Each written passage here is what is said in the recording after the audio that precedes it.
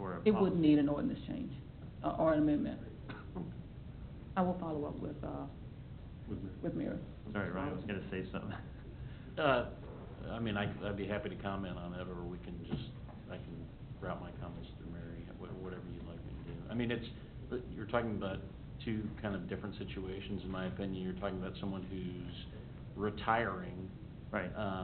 You know, under capers, and in that situation, they have to have, I mean, typically there are specific retirement dates that they have to be employed until, but it's not uncommon that employees will burn leave. I mean, they won't work for an extended period of time right before their actual departure date.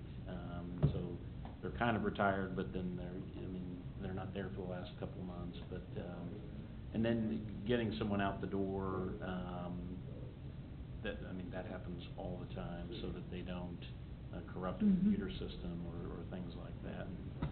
But that's typically an involuntary termination situation. And of course, I mean, you have authority, and I believe Cheryl probably has authority to do that. But it still has to be blessed by council, right? Correct. So if you modify the ordinance, then it would not come to council. You would not have to wait 2 weeks to bring it to council. Or a week, whatever that time frame would be, depending on when you had your last council meeting. For future situations. And that's true for all the directors, or what? That is correct. Anybody else? We're set for the 15th? That was one of the things that I was going to bring up, but yes, we've got a work session on the 15th. It's a Tuesday. Yep. Instead of a Monday, and we've got a full cast of compelling characters that are going to be showing up. If you haven't gotten in any questions or suggestions of what it is that you'd like to see the city do with our utilities, there's still time, and I would suggest the sooner the better. Does anybody else have anything else? I've got one other thing. Saturday morning at City Hall, we're having a legislative update. We're fortunate enough to have all of our representatives that are going to be able to attend. That's 4 of them. State Representative Willie Dove, who's got a small slice of the north side of town. State Representative Bill Sutton, Senator Julia Lynn, and outgoing Senator Pat Apple, who's moving on to the Kansas Corporation Commission after the session. But we've gotten commitments from all of them to attend. We're going to give them a chance to talk about the 2014 session and to answer questions from the audience.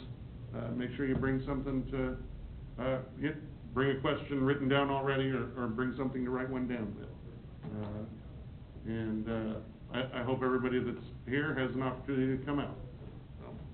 So, without anything else, I'd entertain a motion to adjourn. So moved. Second.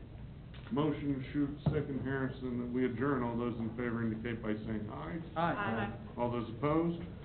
We're adjourned. Before 8 p.m.? Yeah. Anything with a basketball final will do. You know, this is just good.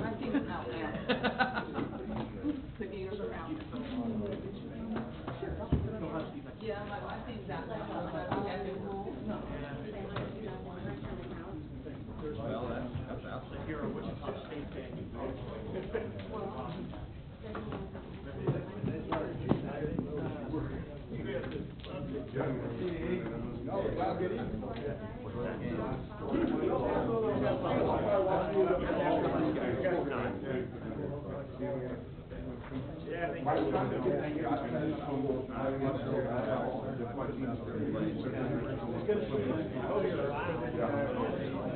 Yeah.